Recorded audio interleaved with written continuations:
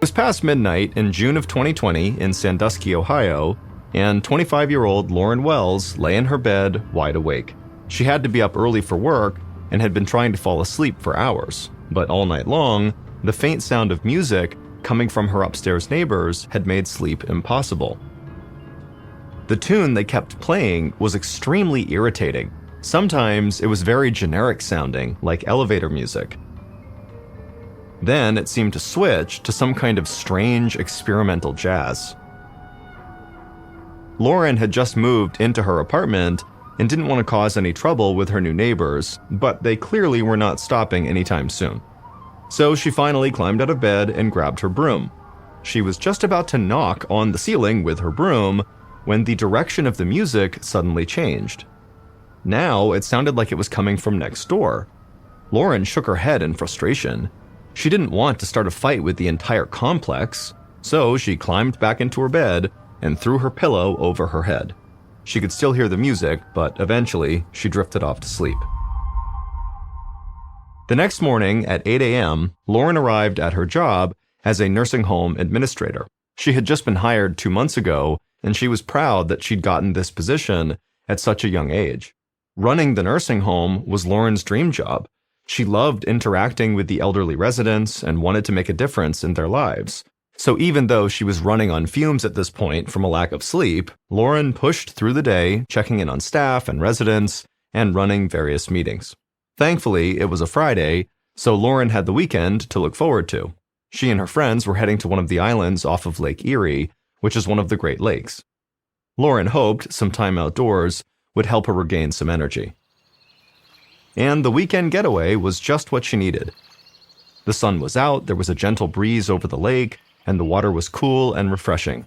Lauren was excited to reconnect with her best friends, and on their first night out, they went out to dance and have some drinks. She forgot about work and her annoying neighbors and just enjoyed herself. But as the evening progressed, Lauren found herself using the bathroom more than usual, but she figured it was just because she was drinking. A little while later, when she was on the dance floor, she felt a sharp pain on her left side. The pain stayed with her the rest of the night. She thought it was menstrual cramps and did her best to ignore them. Nothing was going to stop her from having a fun weekend. And by the time she got home Sunday night, she was feeling better, just like she had hoped.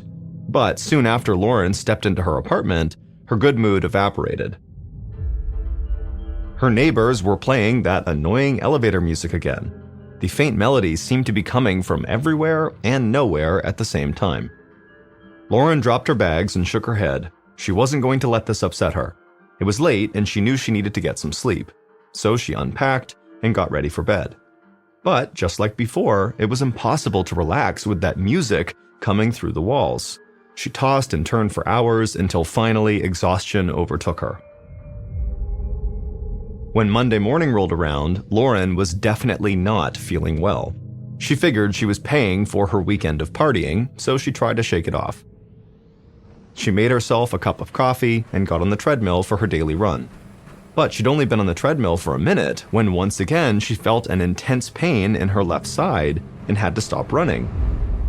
It almost felt like someone was punching her hard, but from the inside. This pain went far beyond menstrual cramps. She figured something else had to be going on. Lauren thought back to everything she did at Lake Erie. She wondered if she had pulled a muscle while she was out swimming. It didn't seem likely, but she couldn't think of anything else that would explain the pain. Lauren had no idea how she was going to get through the day, much less the week, but she didn't want to call in sick. She was still new to her job, and people were counting on her. So she slowly got dressed while wincing in pain and got ready for work. And as she did, she thought to herself, at least her neighbors weren't playing that god-awful music. Once Lauren arrived at work, she did her morning rounds and sat down at her desk to take care of some paperwork. But as hard as she tried, she just couldn't focus. There was something distracting her. It was that weird music she kept hearing in her apartment.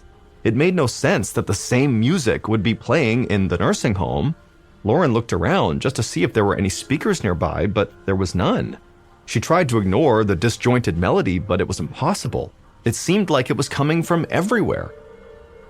But then she realized something that made her heart start racing. If there really wasn't any music actually playing right now, that could only mean one thing. The music was only happening in her head. She wondered if she was going crazy, but before she jumped to any conclusions, Lauren thought of someone who might be able to help her. She had a friend who was an audiologist, which is a doctor that specializes in hearing. Lauren called her right away and explained what was going on. She described the strange, repetitive sound and said it was following her everywhere. Lauren's friend listened patiently, then told her that what she was describing sounded upsetting, but it actually wasn't uncommon. She promised that Lauren was not going crazy. She said that sometimes people can hear melodies in everyday noises like busy traffic or the hum of air conditioners, and just like songs that get stuck in your head, these sounds can do the same thing. Since Lauren was clearly so tired, she was probably more susceptible to hearing these noises. Her friend was sure that once Lauren just got some quality sleep, this weird music she was hearing would go away. Lauren was relieved, but also frustrated. The music was actually the thing keeping her from sleeping in the first place. But she was glad to know that if she could just get some rest, maybe her life would go back to normal. As the week went by, Lauren did her best to stay relaxed, but the music in her head just would not stop, and it continued to make sleep nearly impossible. And so a few days after talking to her friend, Lauren again dragged herself to work, and as she headed down the hall toward her office, she noticed a new odd sensation. Her hands felt like they were covered in a thick layer of dirt, and they felt sticky too, almost as if a glue stick had melted in her palm.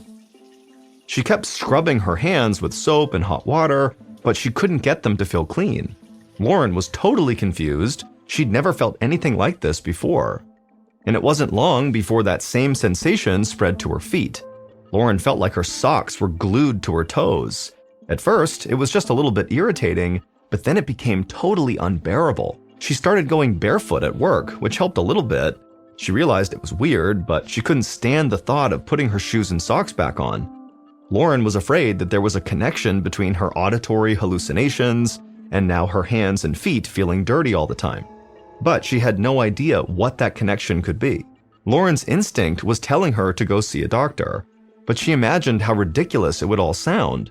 She hung on to what her friend, the audiologist, had told her about feeling better with some rest. And so Lauren convinced herself that this was the weekend she would finally get some sleep and all these problems would just finally go away.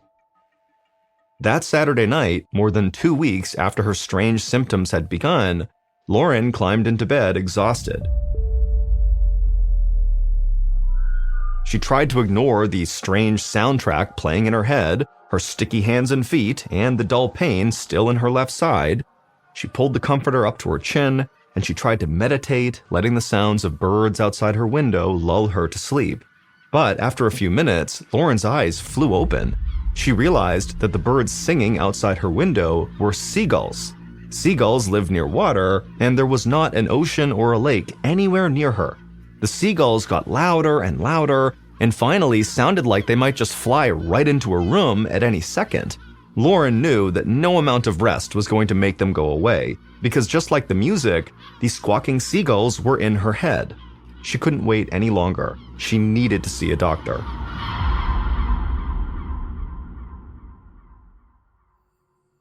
Almost 500 miles away in Easton, Pennsylvania, Lauren's father, Brad, was sound asleep at home when his phone rang. He saw Lauren's name on the caller ID and felt his stomach tighten. She wouldn't be calling so late if something wasn't wrong.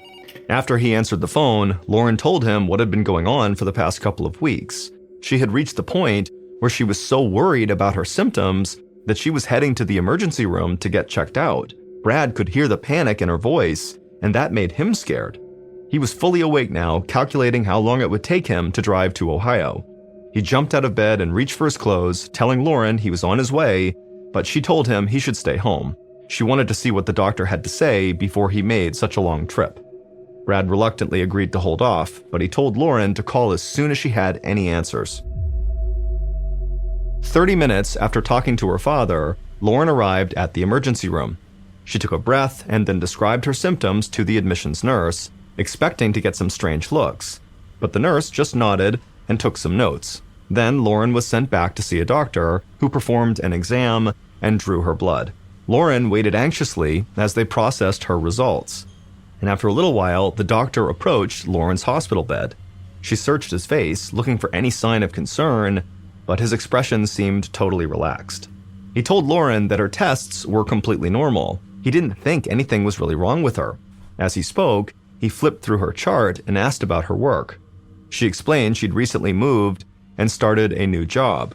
The doctor nodded and said he understood, and he said, Lauren, you're probably just stressed. And then he prescribed her some anti-anxiety medication, and he gave her an order to see a psychiatrist. Lauren was frustrated with the doctor's diagnosis, but he seemed to be certain there wasn't anything else going on with her. So Lauren left the ER feeling somewhat unsettled, and on the way home, she called her father, Brad. Lauren could always rely on him to be supportive and honest with her. She told him how annoyed she was that all these doctors just assumed she was stressed because of her new job. But she was thriving there and loved the new challenge. It didn't make sense to put the blame solely on stress. Her dad said he totally understood her frustration, but the doctors knew what they were doing. He asked Lauren to at least start taking the anti-anxiety medication. With any luck, they'd let her get some sleep, and then at that point, with a clear head, she could reassess her situation. Lauren was not convinced, but she promised her dad that she would try. Later that week, Lauren drove to work as usual. She'd been taking her anxiety medication, but so far, it really wasn't helping. She still heard all the mysterious music playing everywhere she went, and so she really wasn't getting more than an hour or two of sleep at night. She gulped down some strong black coffee, but nothing could cut through her brain fog. She'd been a zombie at work all week, often losing track of what she was supposed to be doing. Lauren turned into the parking lot, pulled into her parking spot, and then got out of her car, and as she walked towards the building, she left the engine running and her keys in the ignition, and her laptop and purse were still on the passenger seat. Lauren entered the conference room in a daze. She felt like she was moving in slow motion, and she barely registered the team of nurses who were already there for the weekly staff meeting. Lauren sat down at the table and tried to read the agenda, but the words looked like a jumble of hieroglyphics. At some point, Lauren tried to say something, but nothing came out of her mouth. She looked at the faces of her colleagues, who were now staring at her in confusion, and suddenly, Lauren realized she had no idea how she had gotten there or what she was supposed to do. The nurses who were at the meeting with Lauren could tell something was wrong with her. They helped Lauren lie down on a nearby sofa and took her blood pressure, which was extremely high. She could hear another nurse calling 911. Lauren tried not to panic, but the fear was overwhelming. Then her mind went totally blank.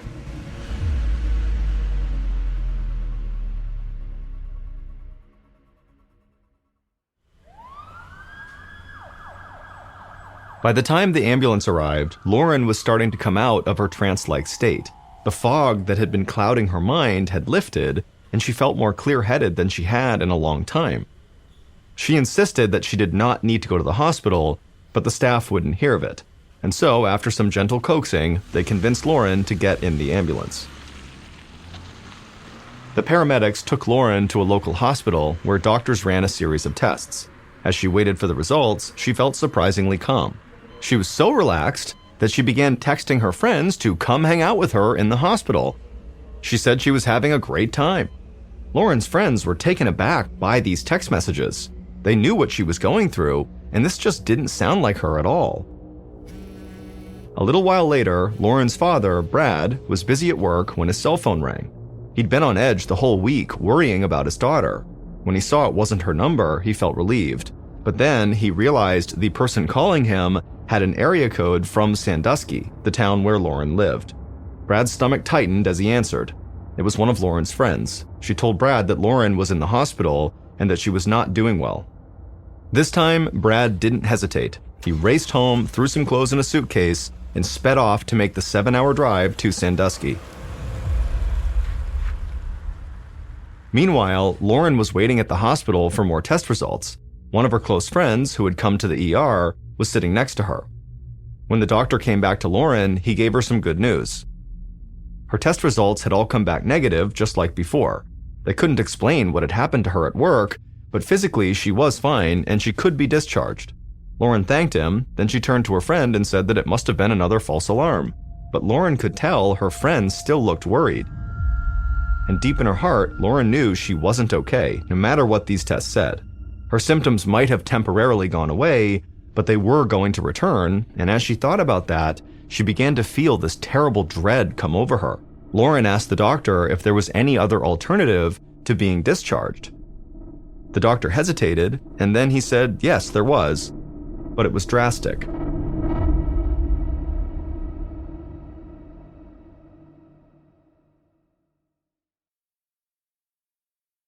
Seven hours later, Brad finally arrived at the hospital in Sandusky, and he raced to the admissions desk.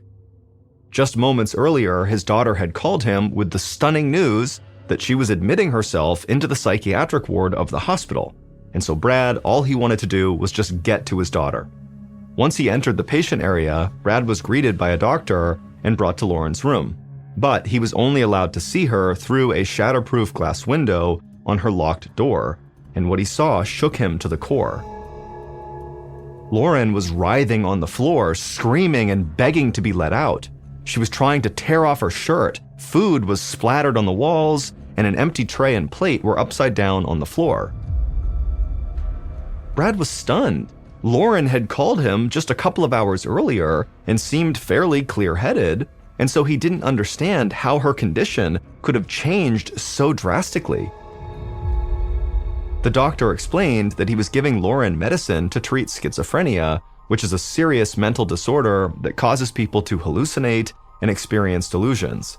They'd already started on her medication, but it would need time to take effect. Brad shook his head in disbelief. There was no history of mental illness in their family, and Lauren had always been so happy and well-adjusted. The doctor could only shrug. Schizophrenia did have a tendency to run in families, but it also struck out of the blue, usually in young adults anytime between their late teens and early 20s, and Lauren was 25. The diagnosis was terrifying. Brad was desperate to do something to help, but all he could do was wait for Lauren's medication to kick in. It was early in the morning when Brad left the hospital after Lauren had finally calmed down. He checked into a nearby hotel and sank into an exhausted sleep, thinking about his daughter and praying that she would be back to her normal self by the time he woke up. After sleeping for a few hours, Brad returned to the hospital, and when he got there, the nurse gave him a rundown of Lauren's condition. She said Lauren had begged the staff to use their hospital phone, and then when they said yes, she had called friends and relatives repeatedly, forgetting she'd already spoken with them. She'd also become very aggressive with the hospital staff. Brad insisted on going into his daughter's room, so they unlocked her door and he walked in softly, not wanting to scare her. Lauren was sitting on a rumpled bed staring into the distance. Her hair was disheveled and there were dark circles under her eyes. He almost didn't even recognize her.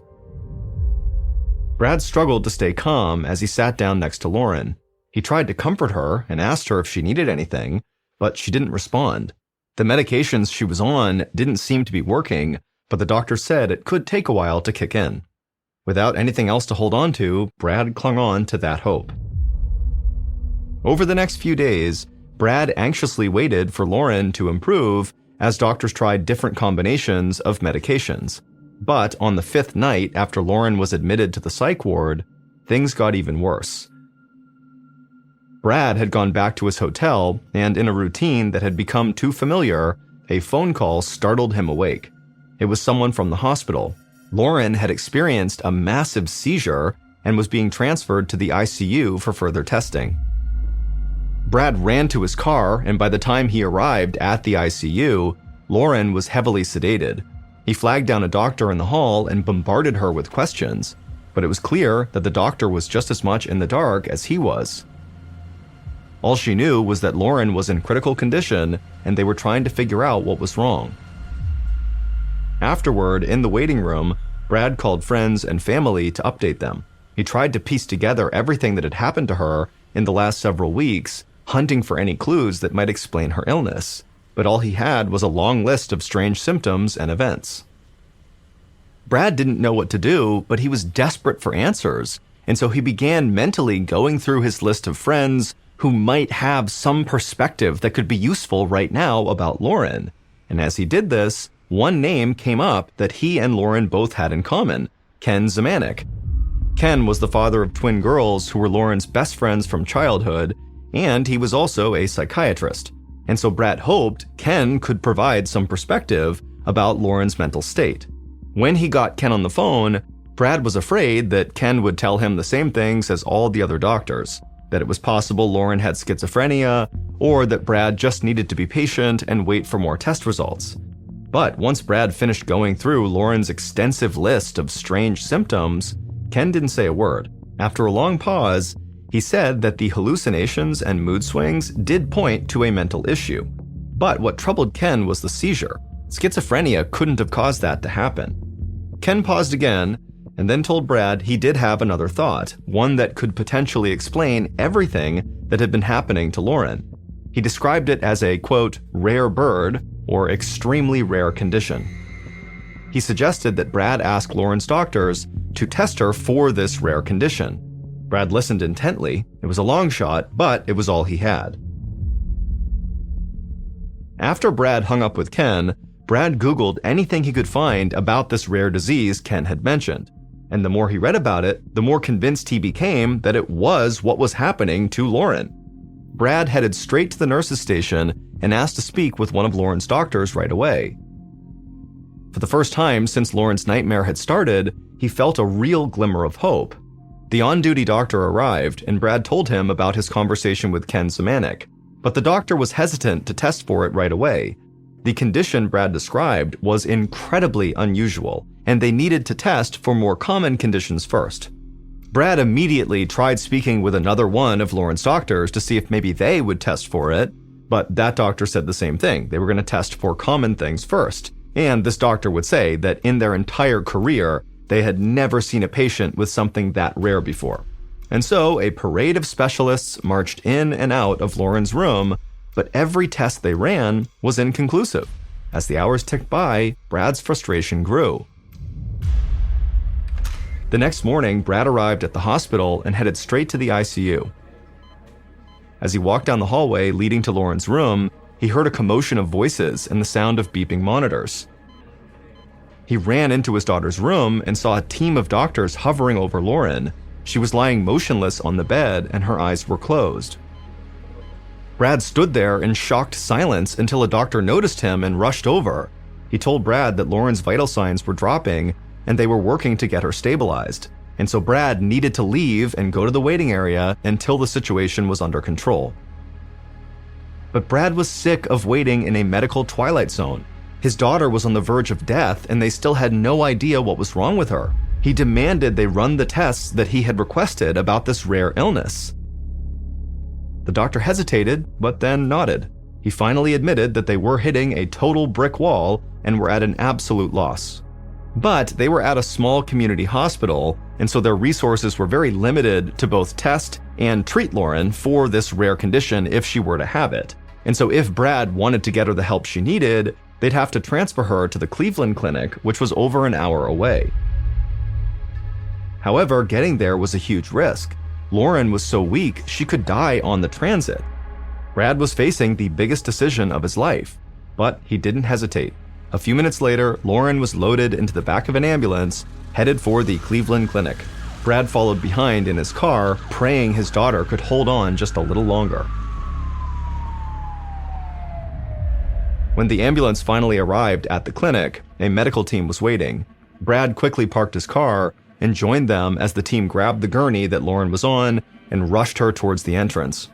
Brad tried to stay calm as he watched them wheel her to the neurological ICU. Lauren's heartbeat barely registered, and she was having trouble breathing on her own. The doctors told Brad that her brain had also begun to swell, and so they needed to put her into a medically induced coma to help bring the swelling down. Lauren was given a strong sedative through an IV drip to put her into a state of unconsciousness. She was then hooked up to a ventilator that went into her mouth and down her throat to keep her breathing, and a feeding tube was inserted inside her nose and down into her stomach. Brad tried not to show how scared he was, but he knew Lauren was hanging on by a thread. Brad spent the next several hours anxiously pacing in the lobby of the ICU while the heads of several departments at the Cleveland Clinic teamed up in an attempt to save Lauren's life. Finally, one of Lauren's doctors walked in with the results of Lauren's newest round of tests. The doctor was incredulous. Brad and his good friend, Ken Zemanek, had been right. Lauren was sick with something that was so unheard of, most doctors would never think to even test for it. She had a disease called anti-NMDAR encephalitis. Anti-NMDAR is extremely rare, affecting only 1 out of 1.5 million people per year. It had only been identified 13 years earlier in 2007. The disease causes severe inflammation of the brain, which then results in hallucinations and a total psychotic breakdown. This explained almost all of Lauren's symptoms, like hearing the strange music and the seagulls and the sticky feelings on her hands and feet. But it turned out that NMDAR by itself wasn't what caused Lauren to get so sick.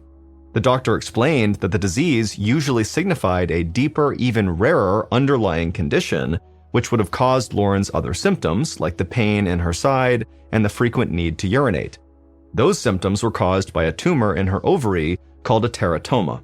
Teratomas usually strike young women. This kind of tumor is made up of tissue from other parts of the body, like hair, muscle, nerve, organ, or bone.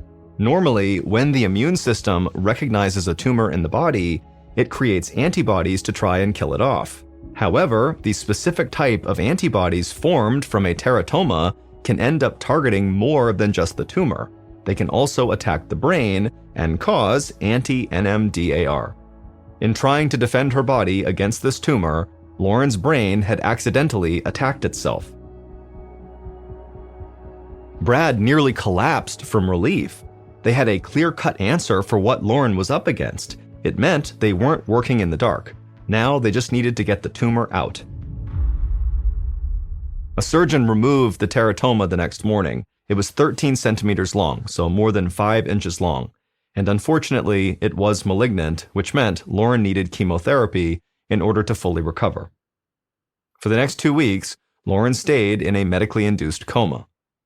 Once she was finally awakened, she couldn't remember anything that had happened to her. She had to relearn how to walk and how to talk, but day by day she got stronger and was finally well enough to go home. 6 months later, Lauren got the news they'd all been hoping for. She was now officially cancer-free. After a full recovery, she went on to graduate from school and earned an advanced degree. Then, in April of 2022, she took a new job as executive director of a senior living facility. She never heard phantom elevator music or seagulls again.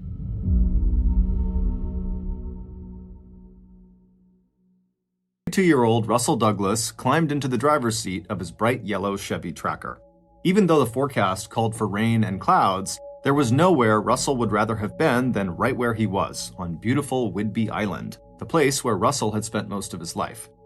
Just 35 miles long and 10 miles across at its widest point, Whidbey is the largest of 9 islands that make up the state of Washington's Island County.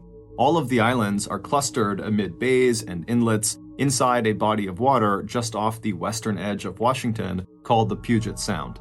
The islands are all close enough to the mainland that you can look out over the sound and see the Olympic mountain range along the coast of Washington. But for islanders like Russell, Whidbey was a world away from the hustle and bustle and confusion of the mainland. And Whidbey's artsy little town of Langley, where Russell was spending this Christmas holiday, felt as much like a true home as the larger town further north, where he had actually grown up with his mom, stepdad, his brother, and sister. Before starting his car and heading west to the town of Freeland to run a few errands, Russell took a long look at the house he had once shared with Brenna, his wife of 9 years. Russell was not a person who had a lot of wonderful days, but on this particular morning, he was feeling better and happier than he had felt in a really long time.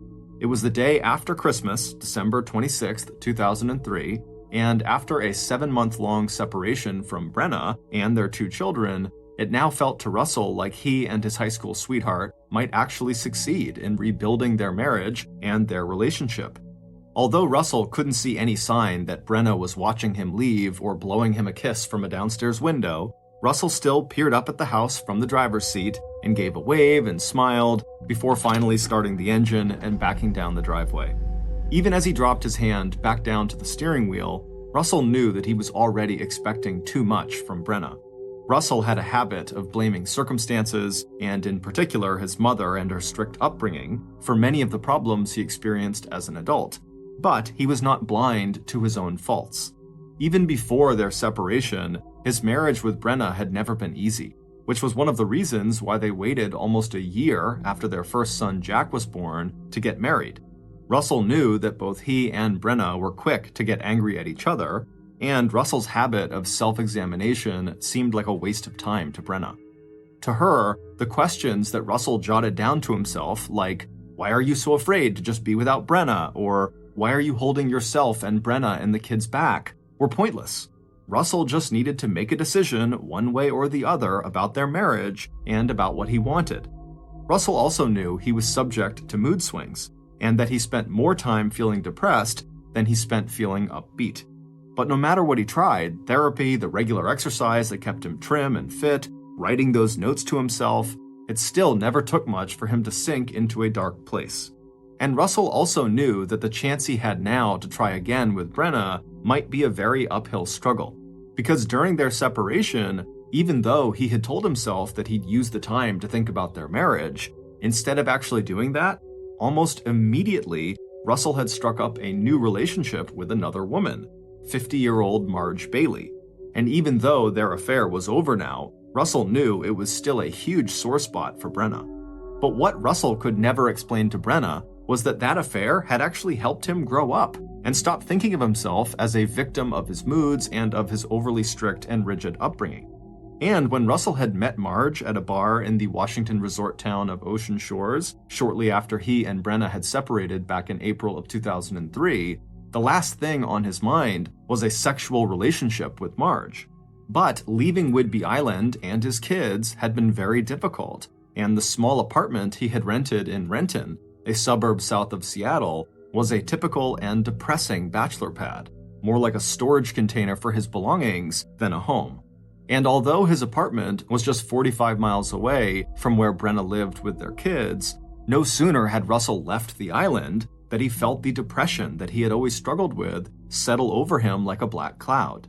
So when Marge had walked up to Russell when he was sitting alone at the bar in Ocean Shores, he was grateful for her company. And right away, Russell and Marge had hit it off. It didn't take Russell long to discover that Marge was much more relaxed and open-minded than Brenna had been when it came to sex, and also when it came to Russell's own unconventional taste in clothes. If Russell wanted to wear a kilt or a sarong, a length of fabric that's tied around the waist like a skirt, that was fine with Marge. And if he wore pink spandex shorts and a gold necklace to his fitness club, that didn't bother her either.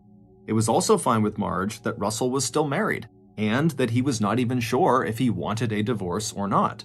And when Russell and Marge had finally ended their affair just a few weeks earlier, Marge had told him that if his marriage was really important to him, then he should try his best to fix it. So that's what Russell had decided he would do. According to the separation agreement that he and Brenna had worked out back in the spring, this was the Christmas that Russell was supposed to have 8-year-old Jack and 5-year-old Hannah.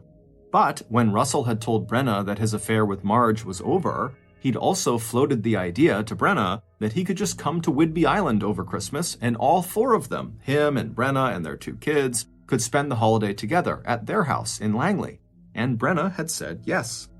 As Russell slowed down to make a left onto the main route that would lead him 13 miles west to Freeland, he looked down at his blue jeans and flannel shirt. Of course, along with agreeing to this Christmas reunion, Brenna had had a lot of other things to say as well, including the fact that she'd had enough of what she called Russell's deviant lifestyle. And by that, she didn't just mean his sense of adventure when it came to sex, but also his collection of slightly wild clothes. And even though Russell had been careful to dress in a style Brenna found acceptable during this reunion, he knew that since his arrival, he had already made at least one serious mistake. He'd been so excited about getting back together with Brenna that when he showed up for Christmas, he had given her some fancy lingerie and inside the lingerie gift box, tucked under the folds of suggestive and flimsy fabric, he'd slipped an assortment of flavored condoms. Still, Brenna's annoyance with him had not stopped them from making love together earlier that very morning. And now, as Russel drove through some of the most beautiful landscapes in the Pacific Northwest, that voice inside him that constantly second-guessed his decisions and made him feel like happiness and contentment were always going to be out of his reach seemed to fade away. Not only was Russel back on his beloved Whidbey Island with Brenna and his kids, financially, his life was also improving. He'd recently gotten a small, but to him very meaningful, promotion at the land management company where he worked, and in just 4 months, he'd finish his online master's degree in business administration. He knew that the hairstyling business he and Brenna had bought together a year ago, so Brenna, a licensed beautician, could have her own salon, needed an infusion of cash to cover some debt Brenna had run up. But if they could make their marriage work, his skill with money management, coupled with her skills as a beautician, could put them on the path towards a comfortable financial future. He also knew that that kind of security and status was very important to Brenna. Even though she had never gone to college or spent really any time off of Whidbey Island, Brenna had a few close friends whose lives she envied. One of them was her best friend, Peggy Sue Thomas, who also happened to be a licensed hairstylist, as well as the owner of the house that Russel and Brenna rented in Langley. Although Russel had never been close friends with Peggy Sue, who was 4 years older than he and Brenna, it was impossible to grow up on Whidbey Island and not know about the 6-foot-tall high school basketball star from Langley with the outsized personality and fiery red hair. After high school, Peggy got married and then got her beautician license, just as Brenna would later do. But after Peggy's first marriage fell apart, she surprised everybody by joining the military and becoming one of the few female aircraft mechanics in the US Navy. After that, Peggy went on to marry a fellow veteran, and when she left the service, she raised 2 daughters, and in addition to working on and off as a hairstylist alongside Brenna, Peggy Sue also got a job as a car mechanic. And when her second marriage ended in divorce as well in the 1990s, Peggy Sue responded to the fact that her husband had left her for another woman by hitting the gym. By the year 2000, Peggy Sue had lost 100 pounds, and that year, she won the Mrs. Washington beauty pageant. And now Peggy Sue was out in Las Vegas, Nevada, living the high life with her 2 daughters. It was hard not to feel a little jealous of Peggy Sue with her confident good looks and her grit, but at least if Russel and Brenna could get their marriage straightened out, they could actually buy Peggy Sue's house, since that had been the original plan back when Peggy Sue had moved to Las Vegas and agreed to rent the house to him and Brenna. As Russel made yet another decision, he would definitely talk to Brenna about buying that house. He also made a quick mental review of the directions he needed to follow to get to his next destination, an address on Wall Road just outside of Freeland. He was not familiar with this particular area he was going to. All he really knew was that Wall Road was about 4 miles outside of Freeland, and that lining the narrow roadway was a mixture of everything from churches to upscale homes and million-dollar getaway lodges for summer residents to rustic cabins and the occasional trailer. Looking out his car window at the hills that fell away to the ocean on his left, and catching a glimpse now and then between the trees of the white sailboats bobbing out on Puget Sound, Russel thought of the hikes he could take here with his children. Much as Russel had enjoyed his brief time with his lover Marge, he was now feeling like the separation had finally shown him how important his wife Brenna was in his life, the one constant that had given him more happiness and security than anything else.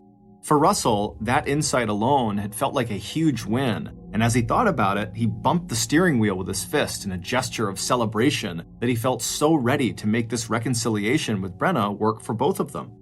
As Russel neared his destination, he slowed and began looking to the left and the right for the landmarks that would confirm he was in the right place.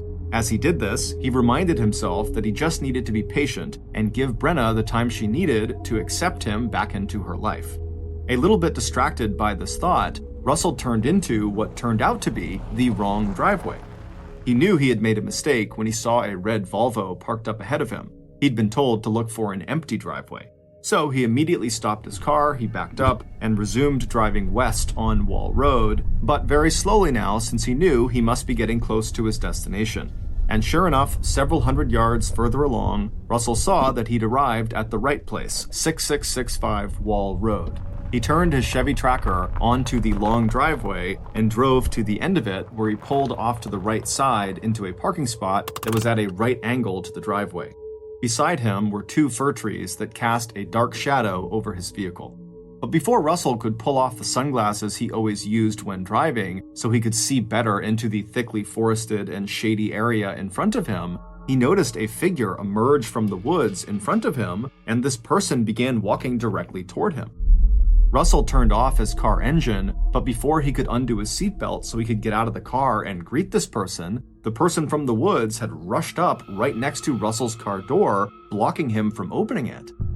Russel turned to look at the stranger to see what they wanted, and when he realized what they were doing, he froze with fear. A few seconds later, and the world that Russel had finally begun piecing together in his mind for himself and his family ended in a sudden and terrific blow to his head. Almost 5 hours later, at about 4:30 p.m., two women who were residents of Freeland, who lived on Wall Road, were surprised to see a yellow Chevy Tracker parked in the driveway of one of their neighbors' houses. Not only was the car unfamiliar to them, but they could see in the near darkness that the driver's side door was open and the interior dome light of the car was still on. Also, the women knew that the owners of the house where the car was parked, the Black family, were not in town. They had gone to Costa Rica for a vacation.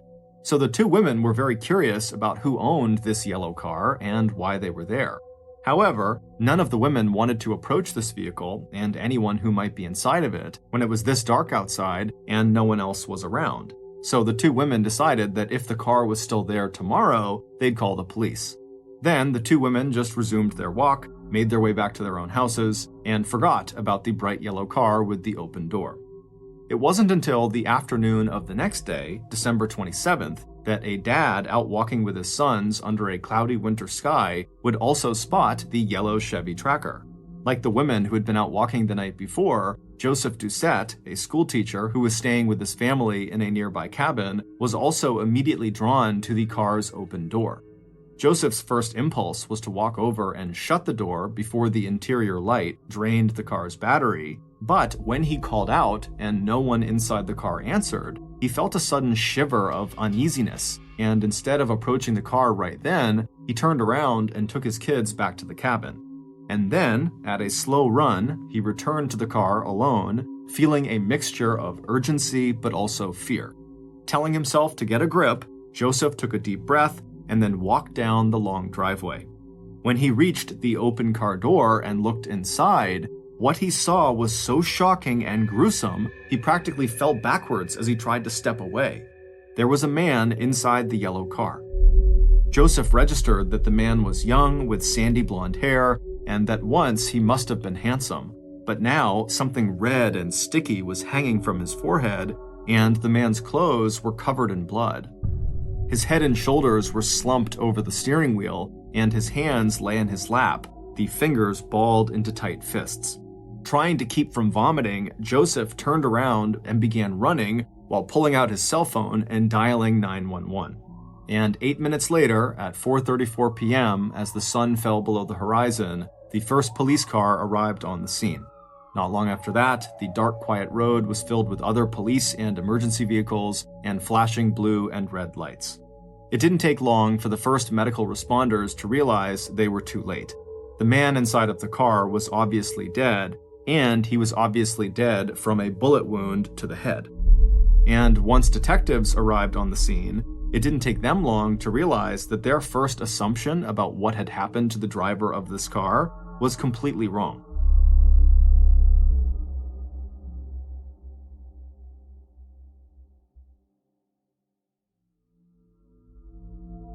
Given the fact that the residence where this man was found was not only totally isolated, but looked obviously vacant, it would turn out the Black family who owned the property really had been on vacation in Costa Rica at the time, and they would tell police they were not expecting anyone to be on their property while they were gone, and the fact that the driver was still buckled into his car seat, Detective Mike Plumberg's initial theory was that this must have been a suicide. that this man found this isolated place and this is where he took his life. Violent crimes on Whidbey Island were rare, but the suicide rate among islanders was actually pretty high, especially over the holidays. But even with the help of portable lighting that police used to illuminate the area around the car, officers could not find the one item that would even make suicide in this case a possibility, and that was the gun that had fired the fatal shot. But tucked away between the driver's seat and the door frame, Detective Plumberg did find the one item that would eventually prove critical to solving what he now realized was a homicide: the spent shell casing from a gun later identified as a .380 caliber Bersa pistol. Figuring out who the victim was did not take long. Whidbey Island was a small place where pretty much everyone knew each other. So when detectives examined the wallet inside the pocket of the dead man's pants, they recognized both his name and the Langley address printed on his driver's license. In the picture that stared back at them from the license, they recognized what was left of the driver's face. The murder victim was 32-year-old Russel Douglas. By 10 o'clock that night, the detectives were ready to clear the crime scene. Russel's body had been transported to the medical examiner's office for an autopsy, crime scene techs had photographed and collected evidence, and police who had been sent out to interview nearby residents had already come back with 2 helpful pieces of information that would give them a window for when the crime had occurred. According to the owner of a house just down Wall Road, a yellow SUV had entered and then quickly exited her driveway where her red Volvo was parked between 11:30 and noon the previous day. And the 2 local women who were out for a walk the previous afternoon told police that they had seen the yellow car at the end of the Black's driveway at about 4:30 p.m. So the police knew the murder probably occurred between 11:30 a.m. and 4:30 p.m. What police did not uncover was any information about other unfamiliar cars or people entering or leaving the area during that time period. But before the police could move ahead with their investigation, Detective Plumfield and his partner needed to inform the victim's wife, Brenna Douglas, that her husband was dead. So, at about 10:15 p.m. on December 27th, the 2 officers were standing at the front door of the Douglases' modest house on Furman Ave in the town of Langley. Even though the lights in the house were out, the door was opened almost immediately. Brenna, a big, strong woman with curly brown hair, was standing in front of them, dressed in her nightclothes. Without asking why they were there, Brenna exchanged a short greeting and then invited the men inside. When one of the detectives asked if they could all sit down to talk, Brenna led them to the dining room table. As Detective Plumberg pulled out a pad of paper so he could take some notes, Brenna settled herself into her chair on the other side of the table and looked out at them with a blank expression. In any murder case, the spouse is always one of the first people of interest. So instead of disclosing that Russel was dead, the detectives began by asking Brenna when she had last seen her husband. Over the next hour, even after police told Brenna that they had just discovered Russel's body in his yellow car and that he had been shot once in the forehead right between his eyes, Brenna displayed no sign of grief or even surprise. Instead, she shocked detectives by giving a list of grievances and complaints about her recently murdered husband. According to Brenna, she had initiated their recent separation by kicking Russel out of the house 7 months ago. She'd also filed a report with police alleging that he was verbally and physically abusive, that he threatened to punch her in the face, and had once, years ago, hit their son across his face. And even though Brenna had withdrawn that complaint, she insisted to investigators that the information she had given police at the time was true. Russel had been controlling, he had once called her fat, and he had cheated on her both with women and with men. Brenna also claimed that Russel had downloaded tons of pornography to his computer and that he liked using sex toys. As for their recent reconciliation, it had been his idea more than her idea for the 2 of them to try to get back together and fix their marriage. And even though they had had sex during their Christmas reunion, Brenna told detectives that she had only done that because she wanted to feel loved. Brenna also told police that Russel abused both alcohol and drugs, and if he had any friends at all, they were only the friends that she herself had made and introduced him to. Brenna's barrage of criticism about the father of her children and the man who was never late with child or spousal support and who showed up right away when Brenna needed help with a household project not only shocked the 2 detectives, It made them wonder if all that bitterness Brenna was expressing to them added up to a possible motive for Brenna to kill her husband. Sensing that the police had found her response surprising, Brenna wasted no time sketching out her own airtight alibi for December 26th, the day Russel was killed, from the moment he had kissed her and the children goodbye before leaving mid-morning to run some errands, right through the early afternoon of December 27th. As to why she had not contacted anyone when Russel did not come back to the house that afternoon or night, Brenna said she assumed he'd probably just blown her off again. But even as police verified Brenna's alibi, she remained a person of interest, especially when investigators found out that Russel had made Brenna the beneficiary of 2 life insurance policies. One of them was worth $200,000, and the other was worth close to $400,000. Those suspicions sharpened over the next couple of weeks when the interviews they conducted with Russel's family, his former lover Marge, and his co-workers at the land management company where he worked all painted a very different picture of Russel and suggested that maybe Brenna either had a distorted view of her husband, or she wasn't telling the truth, or that Russel was one of those people who turned into a totally different person when he was with his wife and kids. Because according to those other witnesses, Russel was a friendly, almost shy loner who had surprised his boss one day by wearing a kilt to work. But Russel came across in interviews as a smart and hardworking employee who took to heart his boss's request that Russel stick with more conventional wardrobe choices at work. Russel was definitely prone to depression, but his coworkers had never seen any sign that he was a drinker or that he even dabbled in drugs. Russel was excited about earning his master's in business administration. He obviously loved his kids. He talked a lot about the marital problems he and Brenna were having without ever bashing Brenna, but he also seemed very hopeful that they could save their marriage. And those close to both Russel and Brenna said the arguments between husband and wife were definitely two-sided, that Brenna had a short fuse and that her poor money management had led to her hair salon sinking into debt. If that was true, that Brenna was in serious debt, then Brenna would have a financial motive for getting rid of Russel and claiming the payout from his life insurance policies. Brenna had told detectives that she was not aware of Russel having any life insurance policies, but right after saying this to police, Brenna had contacted Russell's insurance companies and put in her claim as Russell's beneficiary. However, since Brenna was suspected in Russell's death, the insurance company would not allow her to collect any money. Instead, the insurance company sent investigators of their own out to speak with police about Brenna's possible involvement in Russell's death. And what Detective Plumberg found out in speaking with the insurance company's investigators was that Brenna had presented herself and Russell very differently to the insurance company than she had to police. To insurance investigators, she described Russell as a loving and supportive husband, and as a couple, they were committed to reconciliation after going through a minor rough patch in their marriage. At around the same time police were speaking with the insurance investigators, an examination of Russell's work computer and personal laptop were completed, and what police learned was that 1, Brenna had full access to her husband's email and bank accounts, and 2, Russell was not a big consumer of pornography like Brenna had said.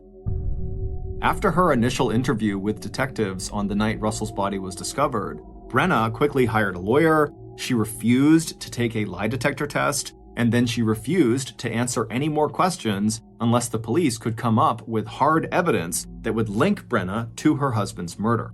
And as suspicious as this made Brenna seem, the police didn't have any hard evidence connecting her to her husband's murder, and so for the time being, they had to leave her alone. However, that would change a few weeks later when police were able to examine Russell's phone records. And there was one number with an out-of-state area code that popped up a couple of times in the second half of December that did not fit the pattern of other calls to or from Russell's cell phone. And when Detective Plumberg called that number out in Las Vegas, Nevada, they found one of the things they'd been hoping for. Anyone who had a link to both the victim, Russell, and to their person of interest, his wife, Brenna. That person turned out to be none other than Peggy Sue Thomas, Brenna's best friend, who had moved off Whidbey Island back in 2000. That's when Peggy had gone to Las Vegas to compete in the Continental Mrs. USA pageant.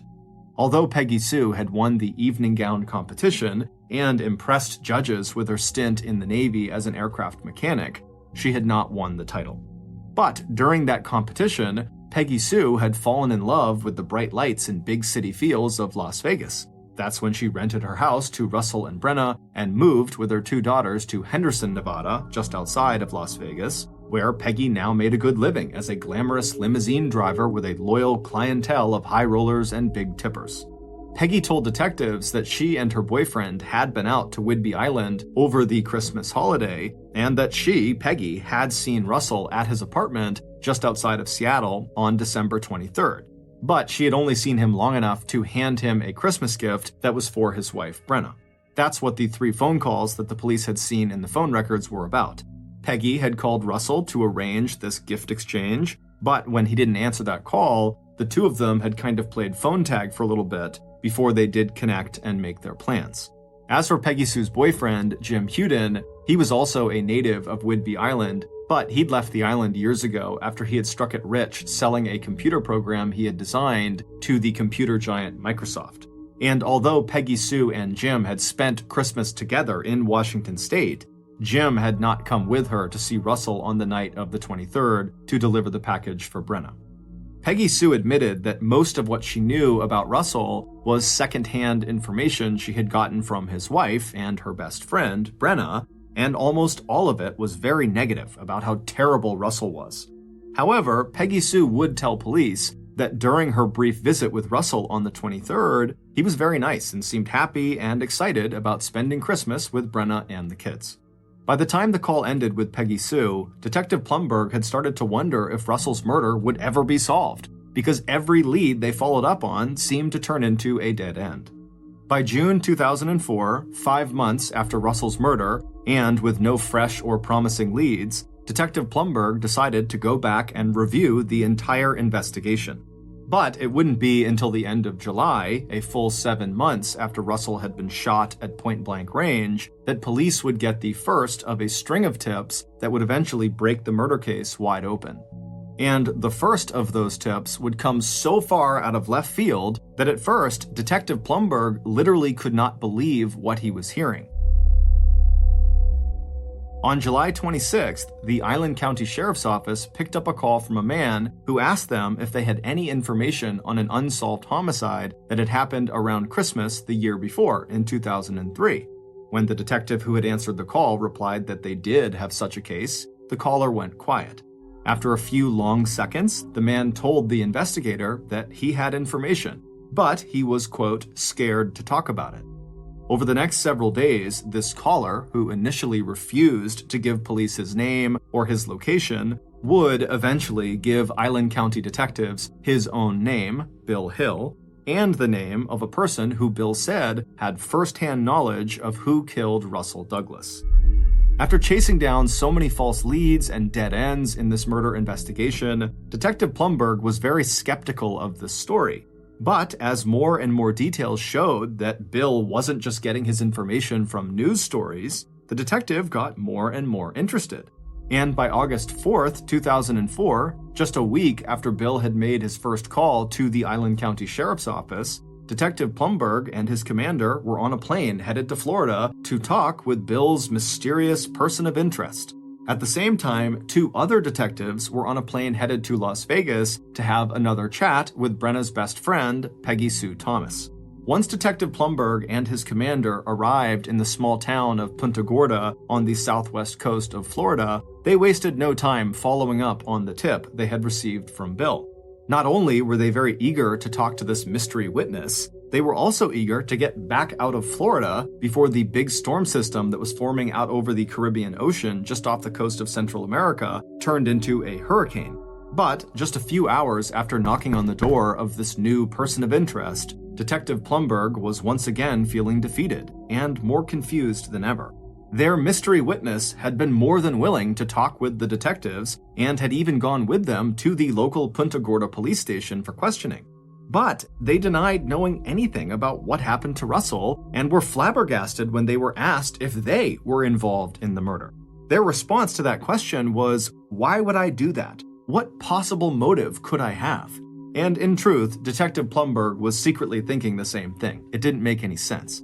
Plus, he knew that police had no hard evidence at all that could link anyone, including this new mystery person in Florida, to Russel's murder. An hour later, the interview was over, and Detective Plumberg's mystery witness had left the police station and returned home. The only good news for the Washington Island County detectives was that they'd still managed to fly out of Florida ahead of the storm. And they were lucky because by August 9th, just a few days after they had left, that storm had turned into a Category 4 hurricane that headed straight into Florida's southwestern coast and the town of Punta Gorda, where they had been. Meanwhile, the team of Island County detectives who had headed to Las Vegas had hit a similar dead end. In his conversation with Island County investigators, the caller, Bill Hill, had mentioned the name of a woman named Peggy, as well as the name of another woman, Brenna. Bill had told police that he'd heard both names mentioned in connection with Russel's murder. With Brenna no longer talking to investigators, Detective Plumberg had wanted his officers to speak again to Peggy Sue, and this time in person and on the record. But Peggy Sue said she had no information for County Island officers. She was also outraged at the sight of detectives showing up with a search warrant at her house in Henderson, Nevada. Peggy Sue watched as police searched everywhere in her house for any evidence that she had lied to police when she described her meeting with Russel on December 23rd at his apartment. And after the police could find no evidence, the very frustrated investigators began asking Peggy Sue about her boyfriend, Jim Huden, and his possible connection to Brenna or Russell Douglas.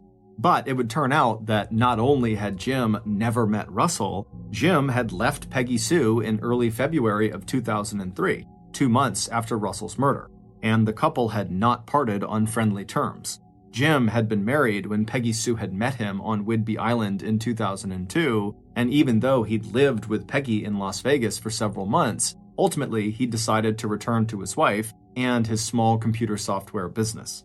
That said, Peggy Sue could still account for their movements on the day Russell was killed, December 26, 2003, and she even managed to locate some old receipts from that day to show detectives exactly where they had gone on Whidbey Island before leaving Washington State late that night to return to Nevada.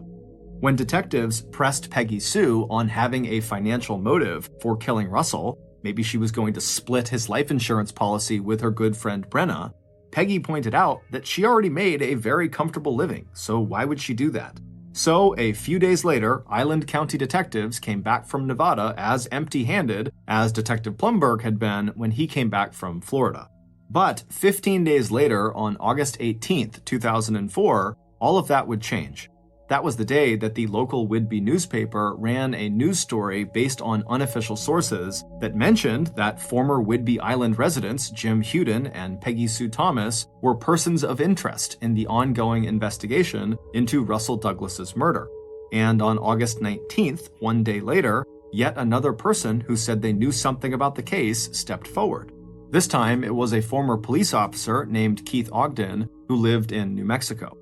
Keith, who had heard about the news story from a cousin who lived on Whidbey Island, would tell Island County investigators a story that put everything they had heard on their recent trips to Florida and Nevada in a whole new light. Because not only did Keith have the name of the likely murderer, he also had the weapon that was likely used to kill Russell Douglas. It was the .380 Bersa pistol, and ballistic tests would soon confirm that the markings on the shell casing found at the crime scene and the bullet that had been removed from the inside of Russell's skull exactly matched the grooves on the inside of that gun. The murder weapon, combined with the stories police now had from both Keith and their other informant, Bill Hill, finally allowed Detective Plumberg and his team of investigators to identify Russell's killer. Based on that information, here is a reconstruction of what happened to Russell Douglas on December 26, 2003. On that morning, Russell took special pleasure in the time he was spending with his family. Their Christmas celebration the day before had been everything he could have wished for. After arriving in Langley on Christmas Eve, Brenna had taken his car to the store and bought pies and other fixings for the Christmas dinner they planned to share the next day with Brenna's widowed stepfather. and except for Russell's gift of lingerie to Brenna, the other gifts he had brought for his family, especially the new Xbox video game console he'd bought for Jack, turned out to be nothing short of inspired. After Brenna's stepfather left at 5 or 6 p.m., Russell and Jack played Xbox while Brenna and Hannah watched a movie together. Once the kids were in bed, Russell was allowed into Brenna's room where they watched a movie together in bed and then fell asleep. And then on that morning, the 26th, he and Brenna made love. Now, having eaten breakfast with the kids, Russell was getting ready to go out and run a few errands. In fact, he had arranged a surprise for Brenna, one that he knew would make her happy. So, at about 10:45 or 11 a.m., Russell gave Jack, Hannah, and Brenna each a kiss and a hug before leaving the house and climbing into the driver's seat of his yellow Chevy Tracker. Whether anyone inside the house saw him or not, it felt good to wave at the house where his family lived before he pulled out onto Furman Ave and headed west toward Freeland. Russell's killer had chosen the time of their rendezvous very carefully. They had given Russell clear directions, and they also knew that Russell was very punctual, and if anything, he might arrive a little early. But the killer was in place and ready well before Russell arrived. The killer had only test-fired the Bersa pistol a few times, but at close range, they figured it would be nearly impossible to miss. Right on time, the killer heard the sound of an approaching car, and so before Russell pulled into the driveway, the killer stepped back into the shadows and waited. A moment later, Russell pulled his yellow Chevy Tracker into the long driveway that led to 6665 Wall Road. Now that he saw how out of the way this place was, he wondered why on earth they hadn't agreed to meet somewhere closer to Langley. Still, Russell had enjoyed the drive, and except for his wrong turn into that driveway up the road, he hadn't really had any trouble finding their meeting spot. Anyway, it would make a good story to tell Brenna, since she was the reason he was here in the first place. Almost as soon as Russell had pulled into that parking spot and turned off the car engine, he saw a figure in front of him step out of the woodline. With the sunglasses still on, it was hard to make out this person's face, but Russell figured it had to be the woman he was here to meet. How many other women were 6 feet tall on Whidbey Island? But before Russell could unbuckle his seatbelt and step out of the car to greet Peggy Sue, this person from the tree line had rushed over to his vehicle and stopped right outside of his car door, kind of blocking him from getting out. And so as they did that, Russell turned and looked at them and realized very quickly this person was not Peggy Sue. He didn't know who this person was. Instinctively, Russell just started to roll down his window to ask this person what they wanted. But as he was rolling the window down, Russell suddenly froze, because this stranger was now holding a pistol. And without ever saying a word, the stranger raised the pistol, aimed it at Russell's face, and pulled the trigger. As the bullet traveled through Russell's brain, his brain tissue stretched along the trajectory of the bullet, and when the tissue did tear, it snapped back into place with force so great that Russell's forehead suddenly bulged outward, and along with blood, the gray matter of Russell's brain began leaking in ropey strands out of the small hole centered right between his eyes. Before leaving, the killer opened the driver's side door of the Tracker. They wanted to make sure Russell really was dead. By the time the police discovered Russell's body 1 day later, his body was stiff and cold to the touch.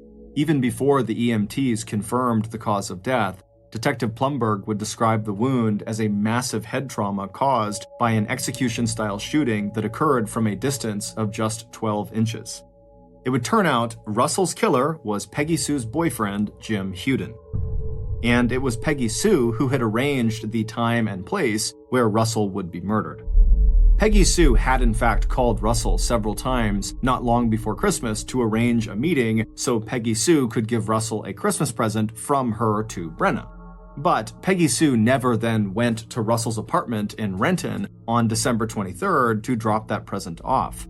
Instead, Peggy had told Russell on the subsequent phone calls to meet her on December 26th at 6665 Wall Road, and at this meeting she would give him her present for Brenna. Peggy had chosen this location because it was already a very isolated spot, and the family who lived at 6665 Wall Road, the Black family, they'd be gone in Costa Rica, so there'd be no witnesses. And so on December 26th, when Russell arrived at the meeting spot, Instead of Peggy Sue coming up to him, it was her boyfriend, Jim Huden, who would step out of the tree line, walk over to Russell's car, and then shoot Russell point blank in the face. It would turn out that during the 4 months that Jim and Peggy Sue had lived together in Las Vegas back in 2003, Peggy had spent a lot of time on the phone listening to Russell's wife, Brenna, complain about Russell. None of what Brenna had to say was new, but now Peggy Sue could share her friend's complaints with her new boyfriend, Jim. When Jim later confessed his crime to his good friend, Bill Hill, down in Florida where Jim lived with his wife, Jean, Jim told his friend that he decided to kill Russell because Peggy had told him Russell was abusive to his wife and children. Jim said that he himself had had a violent stepfather, and killing Russell seemed both thrilling and like a kind of revenge killing for what Jim himself claimed to have suffered. Island County detectives in Washington had a different theory. They believed that Brenna may have offered to split the proceeds from Russell's life insurance if Peggy and Jim killed Russell. At that point in Peggy Sue's life, and Jim's life too, money had become a big problem.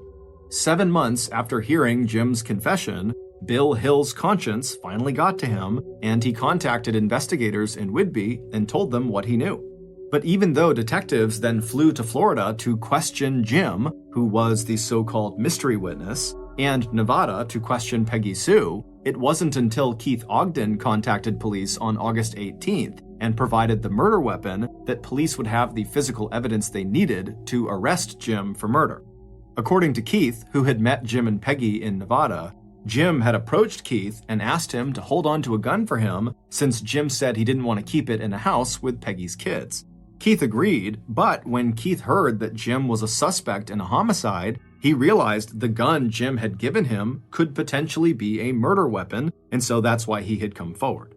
4 months later, in December of 2004, almost a year to the day that Russell was killed, Detective Plumberg requested an arrest warrant be issued for Jim Huden. But it would take another 7 years before either Jim or Peggy Sue were actually arrested and charged for the murder of Russell Douglas. Shortly after being interviewed by investigators down in Florida in August of 2004, Jim, the mystery witness, had taken advantage of the chaos caused by Hurricane Charlie to flee over the border from the US into Mexico. It wasn't until Jim's wife, Jean, who got tired of sending money to her husband in Mexico, came forward that the police were finally able to track Jim down.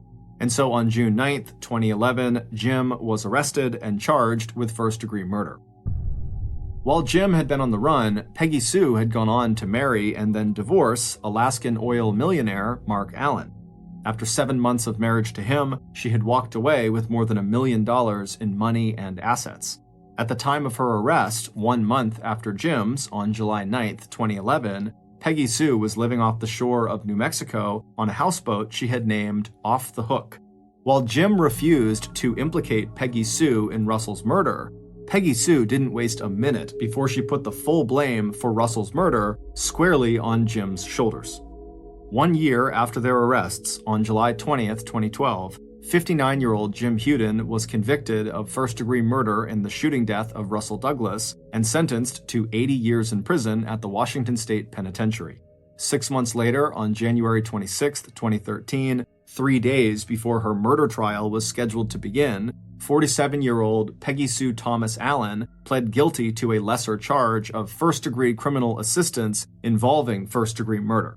Peggy Sue was given the maximum sentence of 4 years in prison at Washington Corrections Center for Women.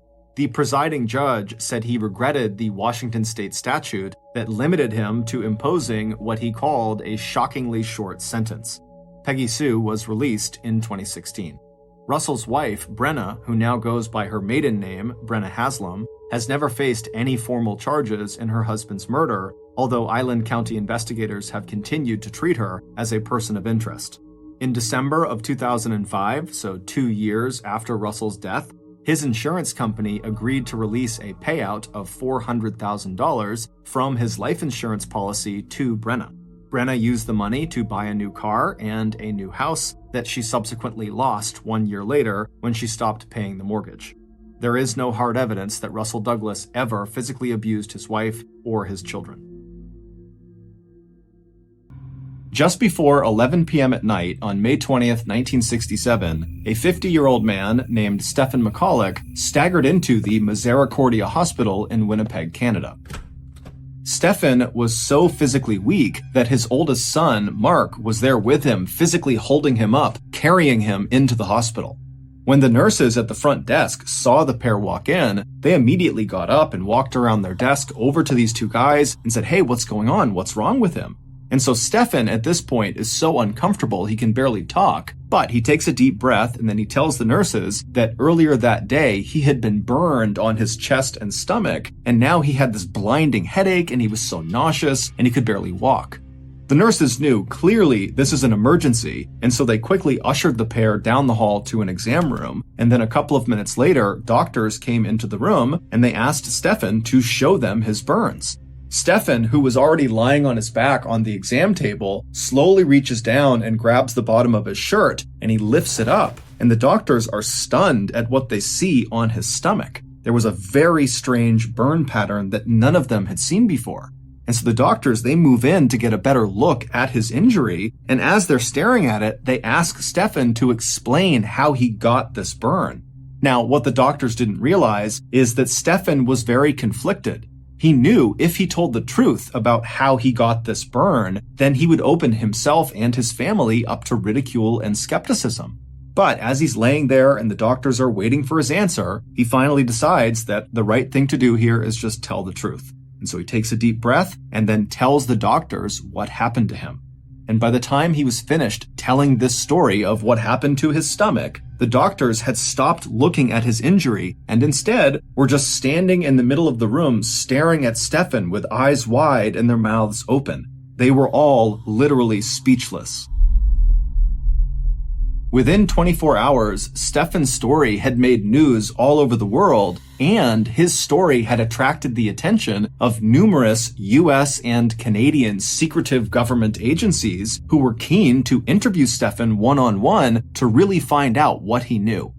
In short, what Stephen claimed happened to him, dubbed the Falcon Lake incident, was a very big deal. However, the farther this story went and the more people that heard it, the more people started to question the validity of this story. It just seemed too unbelievable that maybe Stephen is just lying or this is a hoax. And so before I tell you Stephen's actual account of what happened at Falcon Lake, I'm going to give you a little context about who Stephen was prior to the incident. Because ultimately, Stephen's credibility in your eyes will determine if you really believe what happened to him.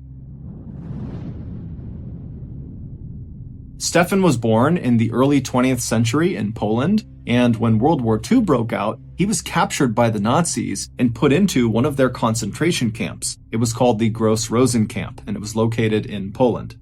During his time at that camp, Stephen would bear witness to the Nazis perpetrating some of the worst atrocities ever committed against humanity.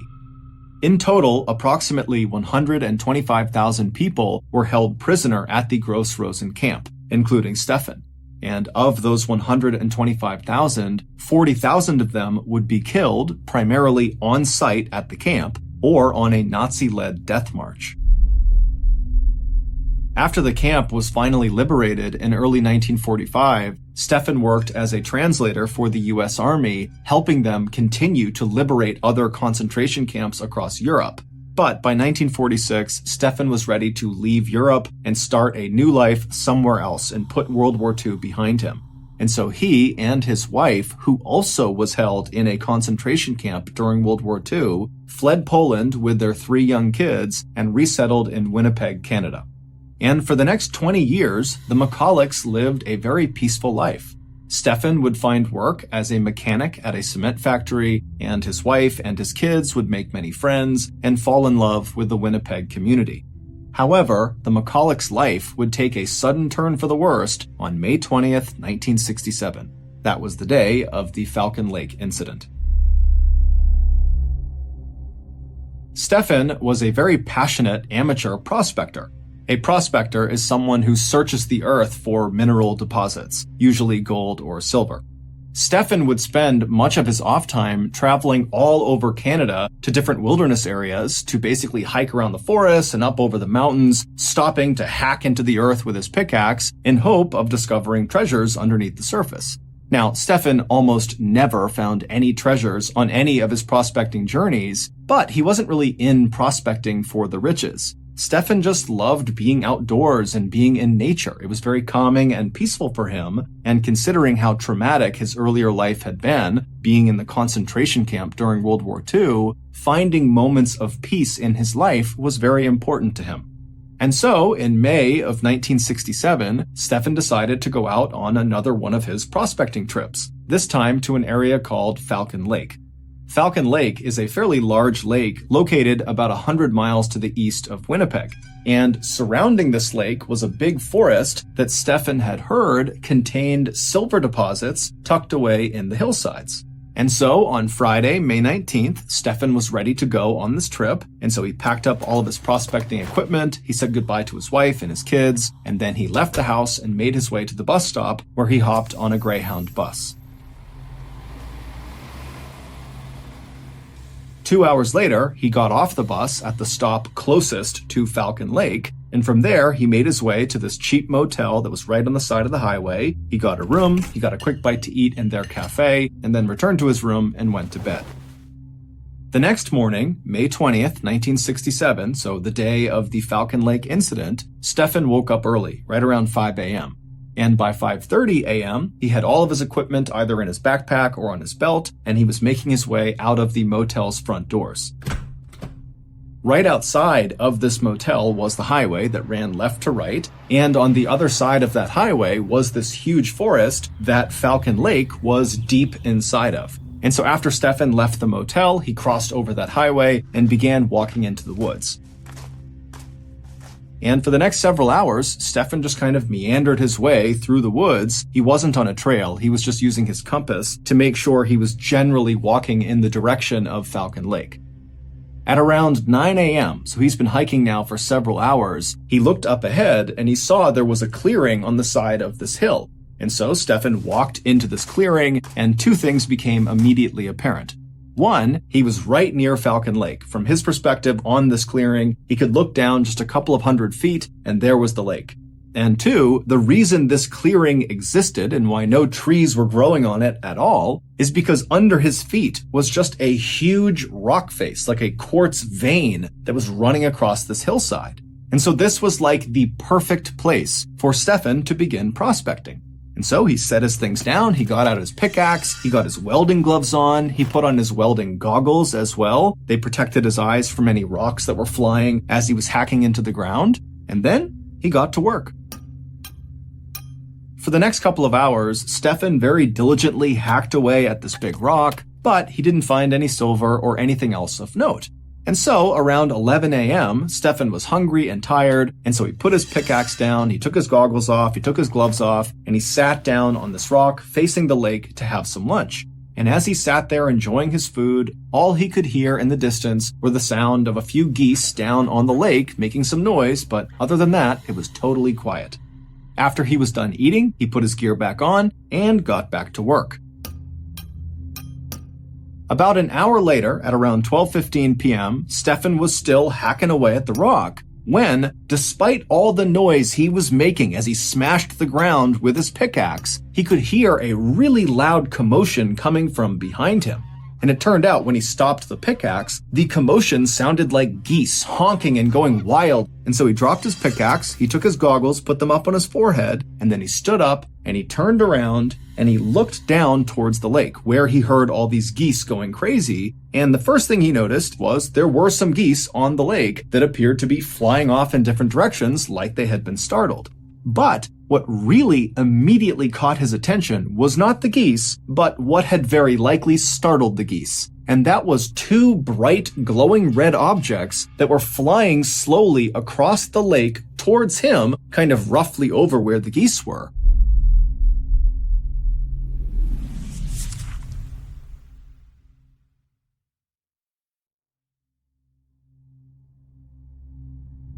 And now these objects, they were cylindrical. They appeared to be about maybe 30 or 40 feet wide. They didn't have any sort of emission coming off of them. They weren't making any noise. They were just kind of slowly making their way over towards where Stefan was.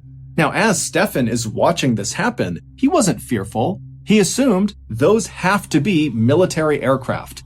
As it was, this part of Canada, Falcon Lake, is very remote. There's not many people around. And so, logically, it made sense that perhaps there's a military that's doing training exercises in this area.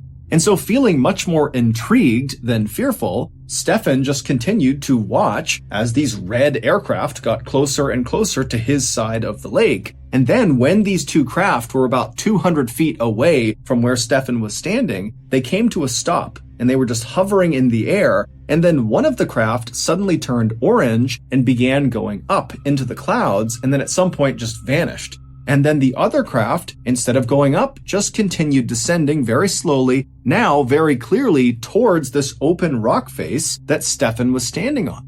Now, again, Stefan was totally convinced that these were military aircraft, conducting some sort of exercise, and so he's not fearful. He is just intrigued by what he's seeing. And in fact, by this point, he had convinced himself that this second aircraft that was now coming down to land on these rocks must have experienced some sort of issue, and they were landing in order to fix it. And Stefan even thought to himself, well, hey, I'm a mechanic. Maybe I can help the pilot or pilots with whatever's going on with their craft. Once the craft finally did touch down on the rocks about 150 feet away from Stefan, it changed colors from red to stainless steel with an orange glow around the outside of the aircraft. And inside of this craft, a really bright purple light came on that Stefan was only aware of because there was a couple of small holes on the outside of this craft where this purple light was coming through. But these little rays of purple light coming out of this craft were so bright that it actually was hard for Stefan to look directly at the craft. And so his welding goggles were still on his forehead, so he pulled them down, put them over his eyes, and his welding goggles had a kind of tint to them, so it was like he was looking through sunglasses, and with those on, he was able to continue looking at the craft.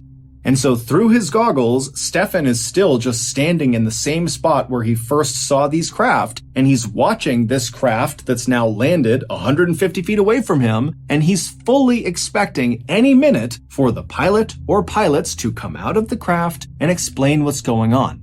But at first, nothing happens. And so Stefan is just standing there waiting for something to happen when he realizes he has his sketchbook in his pocket. Stefan liked to bring his sketchbook along on his prospecting trips because he liked to sketch things. And so he figured while he waited for the pilot or pilots to emerge, he would sketch the craft.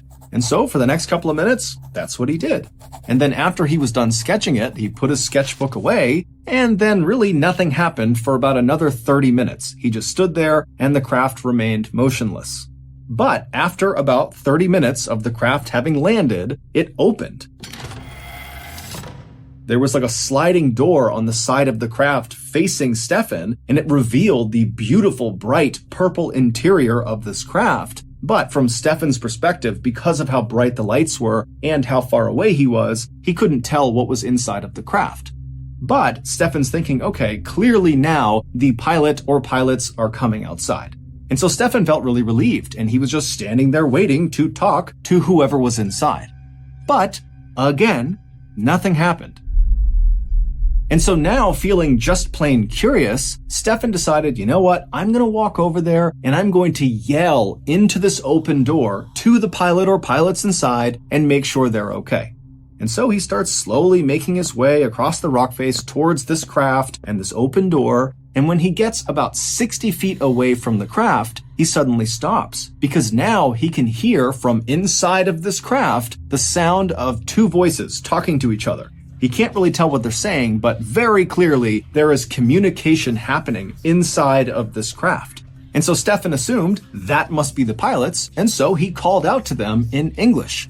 And the second Stefan yelled out to this craft, the voices immediately came to a stop, and they did not respond to Stefan. And so Stefan is calling out to them in English, hey, are you okay? What are you doing in there? And when English didn't work, Stefan called out in Russian. He called out in German, Italian, French, Ukrainian. And when all of those didn't work, he went back to English and just continued kind of calling out, trying to get them to please come out and talk to him. But he got no response and no one came out of the craft. And so at this point, Stefan thought, okay, I'm totally committed, so I need to keep going and make sure the pilot or pilots are okay. And so he continued walking closer and closer to this open door of the craft, and when he got about 10 feet away, he was suddenly struck by the incredible craftsmanship of this craft. He couldn't see any rivets anywhere on this amazing piece of machinery, meaning this craft appeared like it had somehow been carved out of one enormous piece of steel, which seemed totally impossible. Also, Stefan noticed there were no insignia on the outside of this craft. There was no flag or anything kind of denoting who was flying it. There was really nothing on the outside of the craft. But Stefan just kept on going until he was standing right outside of this open door. He's only a couple feet away from it, and now he's looking directly inside, and he doesn't see the pilot or pilots. And in fact, because of how bright this purple light is coming out, even with his goggles, it's really hard to see what's inside of this craft. But he can clearly see inside there is some sort of panel in the back of the craft with lots of flashing lights, almost like a computer, and there were other kind of columns of light moving around inside the craft at different angles. But after looking in this craft for only a few seconds, the door suddenly slid shut. And then Stefan, without really thinking about it, reached out and touched the craft. And the second he did that, two things happened. One, the hand that he touched the craft with, he was wearing a big welding glove, and the second he made contact with that craft, the leather glove began to melt. Not even catch on fire, it just instantly began to melt. And so he began frantically ripping the glove off to get it off of him to avoid injury.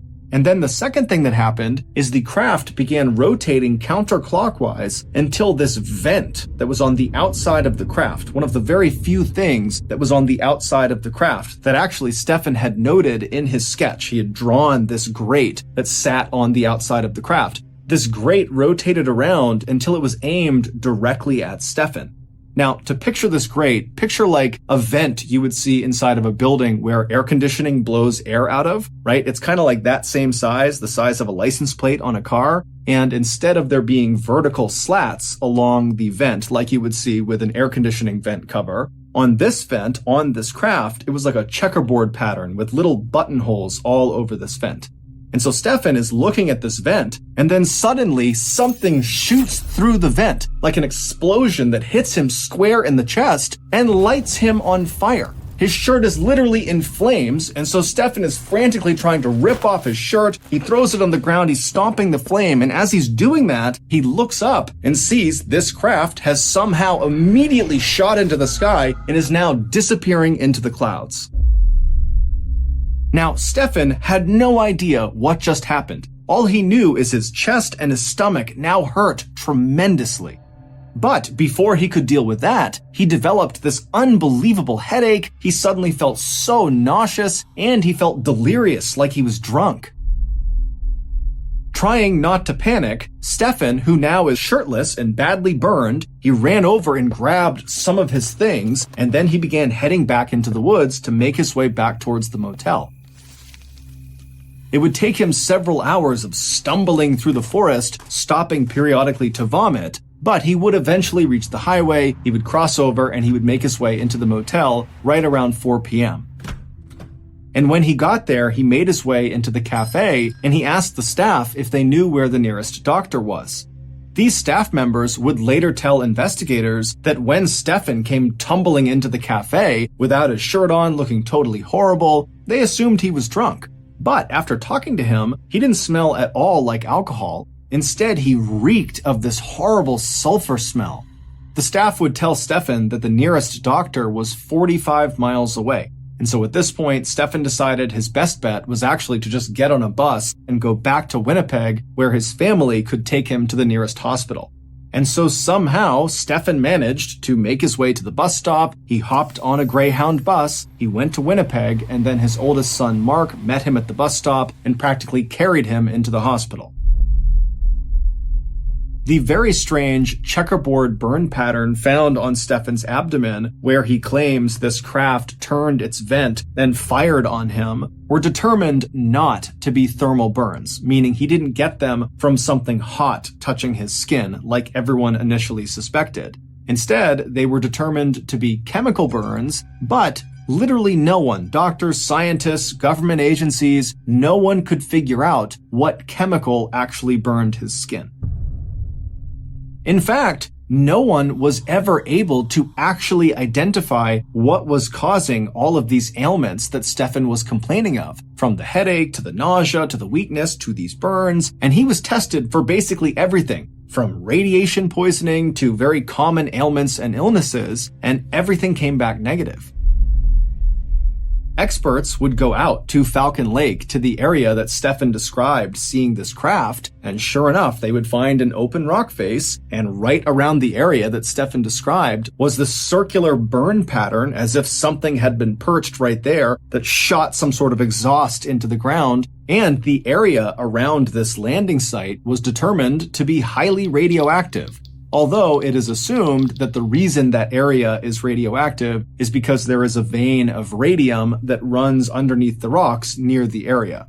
However, what no one could explain away were the 3 identical pieces of what looked like metal, which actually turned out to be a very rare type of silver, that were located near this burn circle. Now, even though the Falcon Lake area was known apparently for having silver deposits up in the hillsides, this silver, these 3 pieces of silver, were not from the hillsides of Falcon Lake. This silver was heavily manufactured. Someone, something, some machine had manipulated the metal to bend and be cut in a very particular way. And all 3 of these pieces of very rare silver were highly radioactive. They would also find traces of this very rare type of silver that seemed to have seeped into some of the loose rocks that were inside of that burned out circle, almost like the silver had melted into the rock.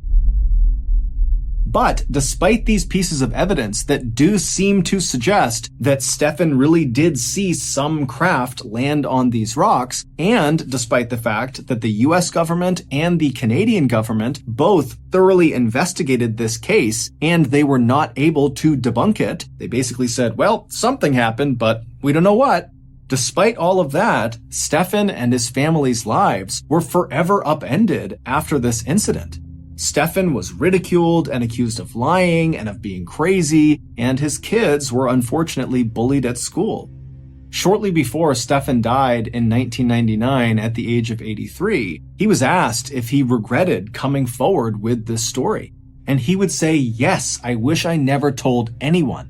But he would also say, at the time, he really felt like he had a duty to tell the world about what happened. Stefan never changed his story, and he never came out and said, I think this craft came from another world, another planet, another universe. He just said, look, I think it was an experimental aircraft. That's it. He also never made a dime on this experience. If anything, he lost money because he paid to write a 40-page pamphlet that explained what happened to him, and then he left all these copies on his porch. So if news people showed up or if nosy neighbors showed up and had questions, he would just point to the stack of the books and say, take one and read it.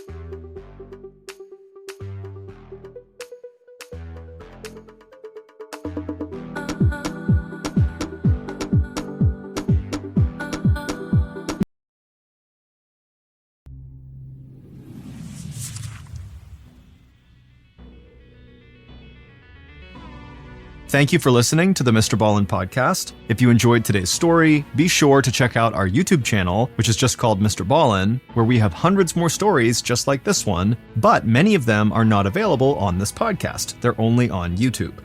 Again, the channel is just called Mr. Ballin.